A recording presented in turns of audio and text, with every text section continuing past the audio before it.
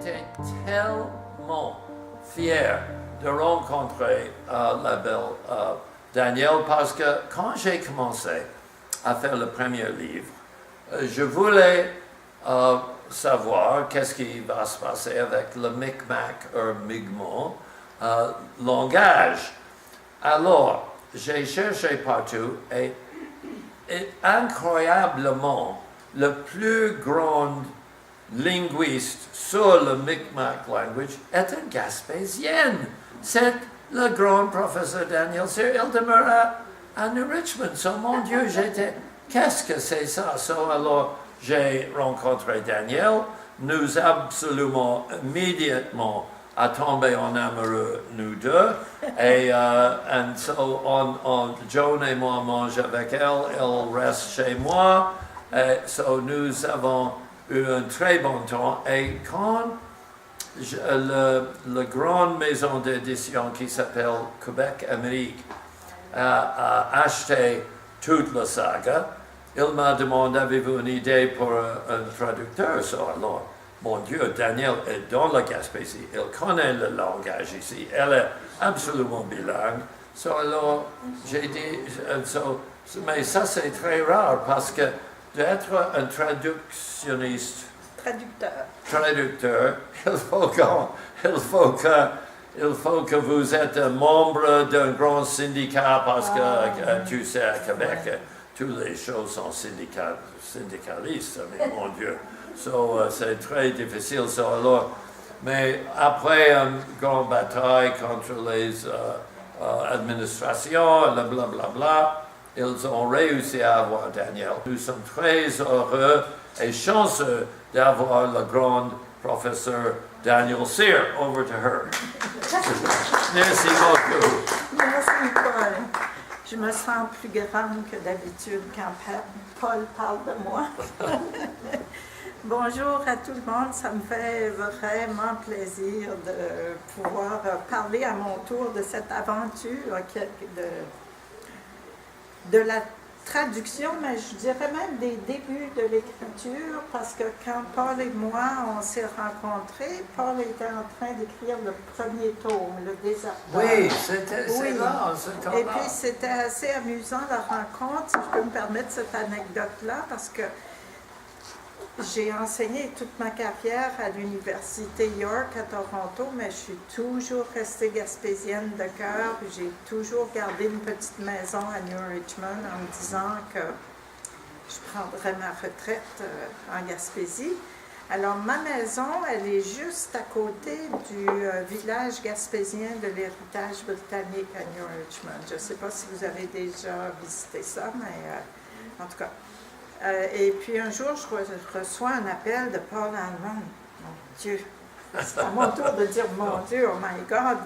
Et qui me dit, oui, je suis en train d'écrire une saga et puis au premier tome, j'ai besoin de quelqu'un qui va me conseiller sur la langue et la culture Micmac. Puis on me dit que vous êtes spécialiste, puis j'aimerais bien vous rencontrer. Puis j'ai dit, ben oui, certain. Où êtes-vous en ce moment? Il dit, je suis au village gaspésien de l'héritage britannique. J'ai dit, ah oui, dans quel édifice? Il dit, dans la maison Ouellet. Dans la maison Ouellet. Ah, ben j'ai dit, c'est facile, là. Vous sortez de la maison, il y a une vieille clôture de broche, vous sautez par-dessus, vous allez être dans le champ, je vais être là, je vais vous dire bonjour. Alors, c'est comme ça qu'on s'est rencontrés.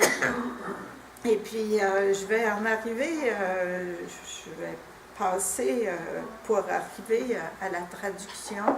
C'est ça, comme j'avais dialogué plusieurs fois avec Paul, surtout pour le premier tome, mais un peu pour le deuxième aussi, puis un petit peu pour le troisième. Puis après, j'avais trop de travail. Paul m'envoyait ses premières versions, deuxième version, puis j'étais gênée, j'avais pas le temps. Et puis, je me suis mise à traduire. Puis j'ai beaucoup appris et j'ai beaucoup aimé parce que je porte chacun des personnages dans mon cœur. Parce que quand vous êtes assis 6-7 heures par jour à examiner ce qui se cache derrière une phrase en anglais, vous devez bien sûr bien comprendre la phrase.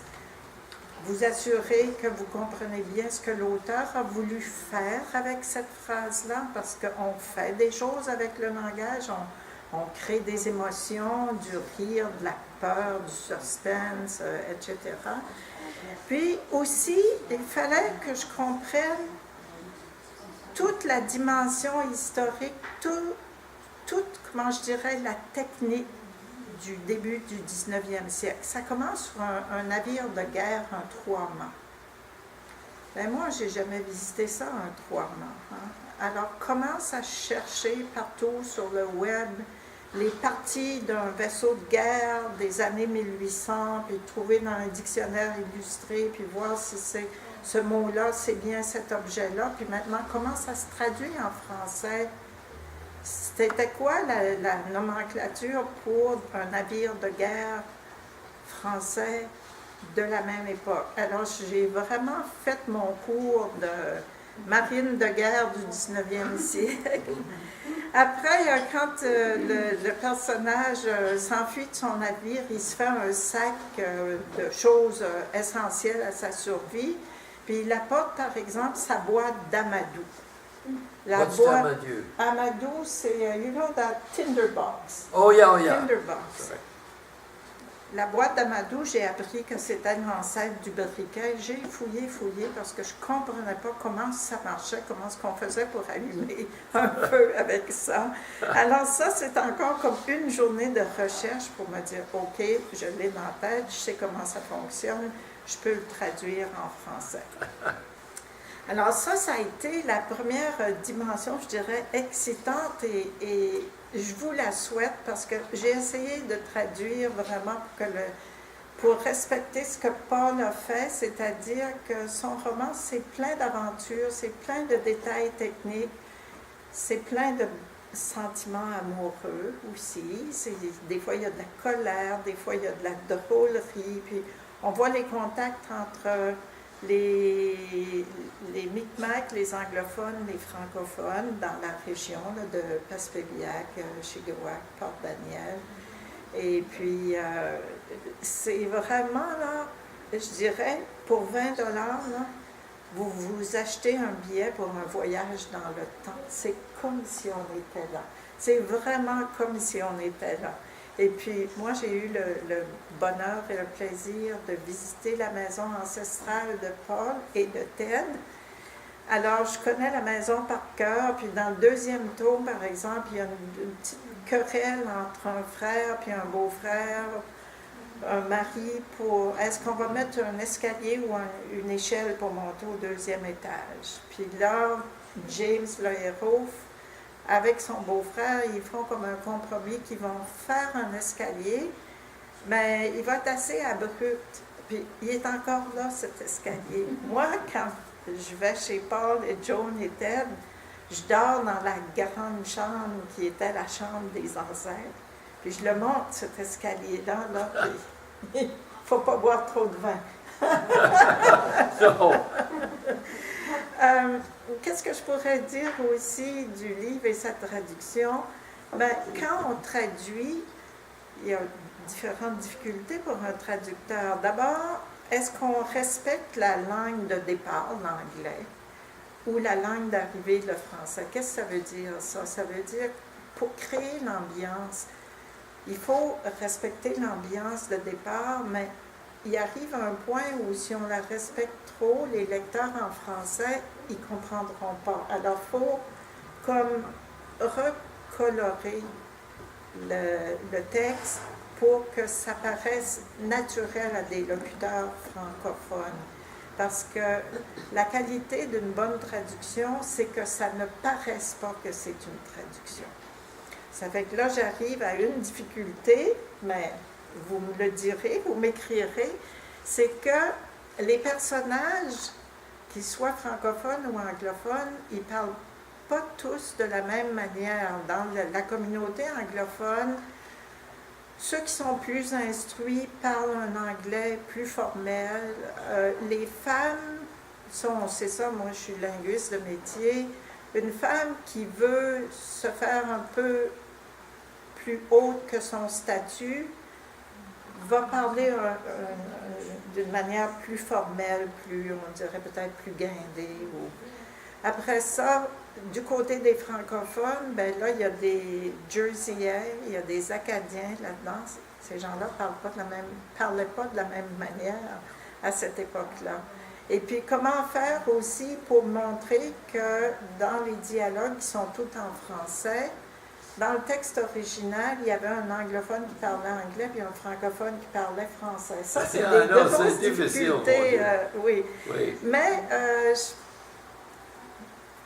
en tout cas, on a travaillé très fort et puis l'éditrice chez Québec Amérique, qui s'appelle Myriam Caron-Belzile, et c'est un autre des amours de Paul. Elle est belle comme un cœur, intelligente, vive d'esprit.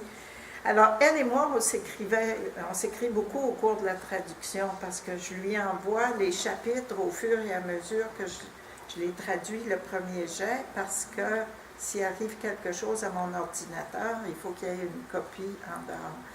Puis plus ça allait, plus on connaissait bien les personnages. Alors, à chaque fois que je lui ai envoyé un chapitre, dans mon courriel, je lui fais comme un petit synopsis. Je dis « Hey, tu sais pas quoi, Myriam? Imagine-toi, le plus jeune Jim Salmon, là, le Jim, là, le beau Jim, là, il a décidé de s'en aller à Montréal. Son père est découragé. » Puis là, Myriam me répond « Mon Dieu, qu'est-ce que le vieux James va faire avec sa ferme? Il n'y aura plus d'héritier. Si Jim n'est pas là, ça va être terrible. » Puis là, en tout cas, à un moment donné, on s'est dit « On va faire des personnages Facebook, puis on va les faire parler. » Mais ça, on a ça dans la tête, mais on n'a pas toujours le temps de faire ça, mais pour vous dire que les personnages sont si attachants. Puis, une des dernières choses que je veux dire aussi, c'est que, personnellement, puis je pense que tous ceux qui l'ont lu et qui m'ont fait des commentaires m'ont dit, c'est comme si on redécouvre notre Gaspésie. C'est comme si on redécouvre la vie de nos grands-parents et arrière-grands-parents, puis on se dit, mon Dieu Seigneur, on est gâtés aujourd'hui, hein, c'est pas croyable. Mais en même temps, on les envie, on trouve qu'ils faisaient une belle vie, que les choses étaient simples, que les gens avaient des belles valeurs, que les gens étaient vaillants. Et puis le dernier tome, ben celui-là, je l'ai encore plus près de mon cœur parce que, comme Paul a dit, le héros, James Alford, qui a 26-27 ans dans le premier tome, mais là, il est rendu à la fin de sa vie. Puis les descriptions de, comment je dirais, de l'angoisse du vieux James, il se pose des questions religieuses, tu sais. Tout à coup, on est en 1862, Darwin vient de publier son livre de l'origine des espèces, où il parle de l'évolution, puis là, tout le monde s'interroge, mais comment est-ce qu'on peut réconcilier l'évolution et la création du monde en 7 jours? Alors, il y a beaucoup de monde qui ont des problèmes de foi, de croyance, puis ça discute beaucoup. Puis, James, il pense beaucoup à ça, mais c'est bien expliqué comment il se promène dans les champs. Puis aussi, une fois, ils ont fini par faire construire une école, parce que le titre du 3e tome en français, ça va être « Les bâtisseurs ». Il a fait construire une école, puis là, les enfants vont à l'école, puis lui, le soir, il va faire du bénévolat, puis il leur explique les constellations, puis il leur explique Orion, puis comment les étoiles ne sont pas toutes de la même couleur, il y en a des bleus, il y en a des rouges, on ne sait pas pourquoi, mais... Puis, ce soir-là, qui explique les étoiles, devinez quoi? C'est un soir d'automne, il voit le bateau fantôme. Puis là, ils se précipitent tous sur la plage parce qu'ils pensent que c'est un vrai bateau. C'est bien expliqué, puis ça colle avec les récits que nos parents et nos grands-parents nous ont fait du bateau fantôme. Là, on se dit, oh mon Dieu, j'espère que je vais le voir, moi, une fois dans ma vie. Ah non, moi aussi. Puis la fin du 3e tome, elle est très bien faite pour donner le coup du 4e et du 5e et du 6e. Et moi, je vous dis, si vous demandez, est-ce que le 4e, 5e et les autres, est-ce qu'ils vont être traduits? Bien, moi, je dis aux gens, plus vous lisez, plus vous achetez les premiers, plus les autres vont être traduits. Parce que plus ça se vend, plus les éditeurs disent « Ah bon, c'est... ça fait que je parlais à ma cousine qui me dit « Ah, je viens d'entendre dire que tu as traduit ces romans-là. » Puis elle était chez moi, puis je lui montre. Puis elle me dit « Ah, je vais aller voir s'ils les ont à la bibliothèque. » J'ai dit, ben voyons donc, tu ne vas pas aller à la bibliothèque, tu vas les acheter, tu vas les faire lire à tes enfants, puis à tes amis. Plus de gens le lisent, plus il y a de gens qui les aiment. Puis c'est